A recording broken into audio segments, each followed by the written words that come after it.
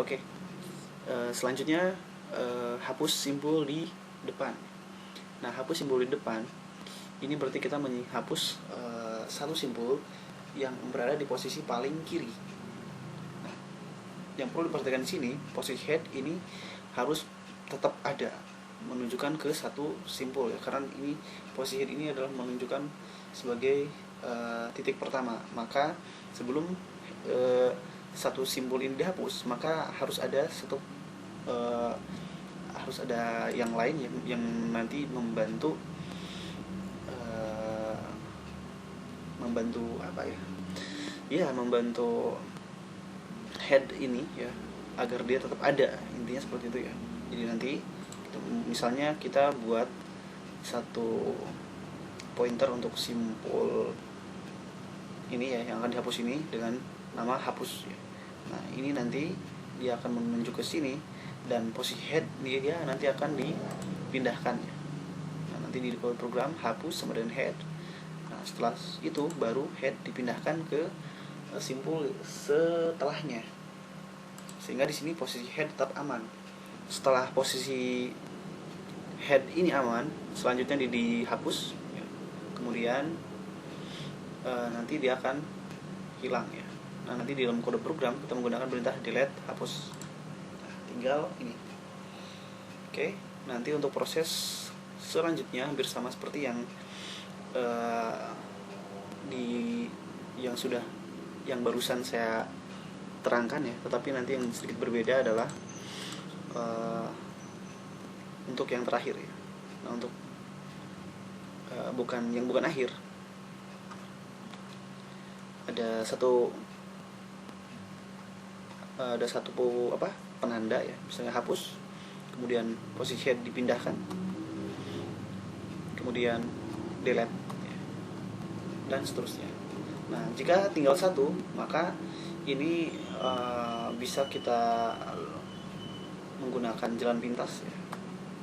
Tinggal headnya diarahkan ke 0 ya.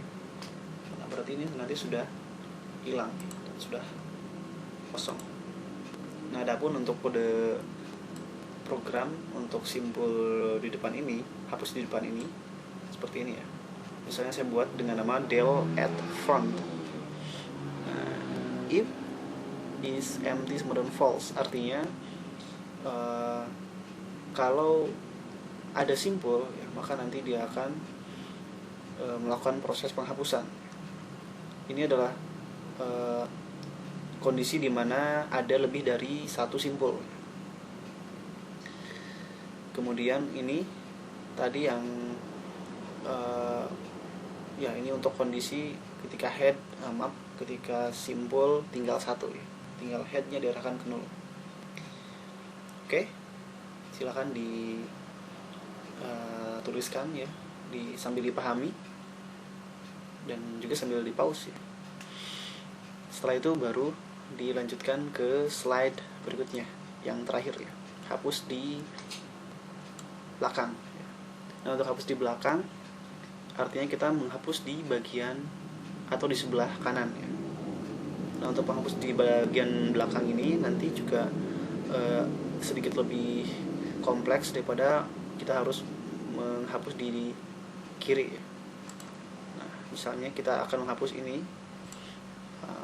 maka nanti kita membutuhkan pointer bantu ya, untuk menunjuk, yang sama-sama menunjuk ke simbol head ini. Nah, kemudian kalau di dalam program kita buat bantu sama dengan head ya. Nah, bantu ini nanti dia akan dipindahkan posisinya ke titik sebelum simbol yang akan dihapus. Misalnya ini akan dihapus, maka dia harus berada di sini ya. Nah, kebetulan di sini cuma 3, jadi ya tinggal ada di sini ya. Tapi kalau banyak nanti berarti dia akan terus dipindahkan terus sampai nanti berada di satu posisi sebelum yang akan dihapus ya.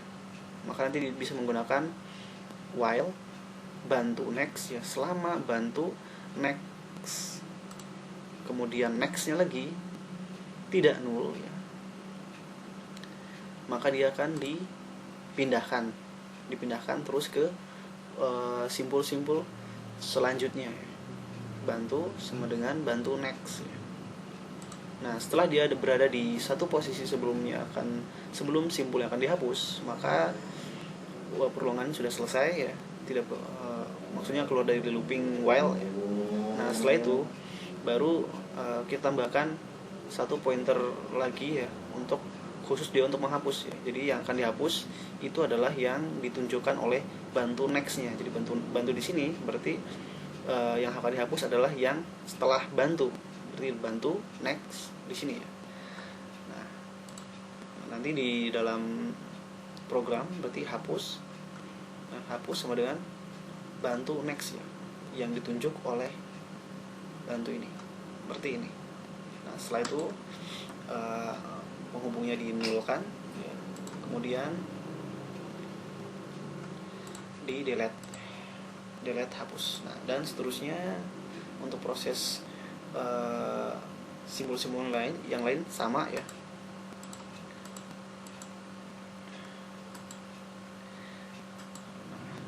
Nah, ini tidak akan dieksekusi ya, karena bantu nextnya 0 ya. Artinya yang dihapus itu pasti setelahnya ini, setelah bantu ya. Hapus bantu next ya. Kemudian dinulkan, baru setelah itu di delete. Nah, untuk kondisi hanya tinggal satu simbol, maka seperti ketika menghapus di belakang ya, tinggal headnya diarahkan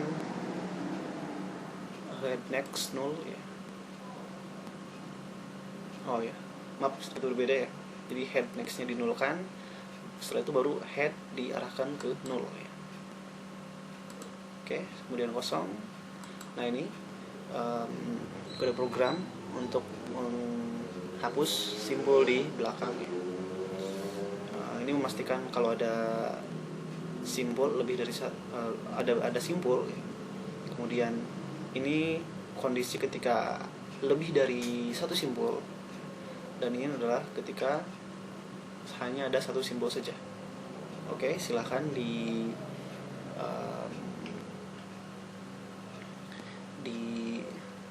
diketikkan ya kode programnya. Kemudian nanti bisa untuk kode-kode yang lain bisa dilengkapi ya, dilengkapi di blog saya. Terima kasih atas perhatiannya. Sampai jumpa.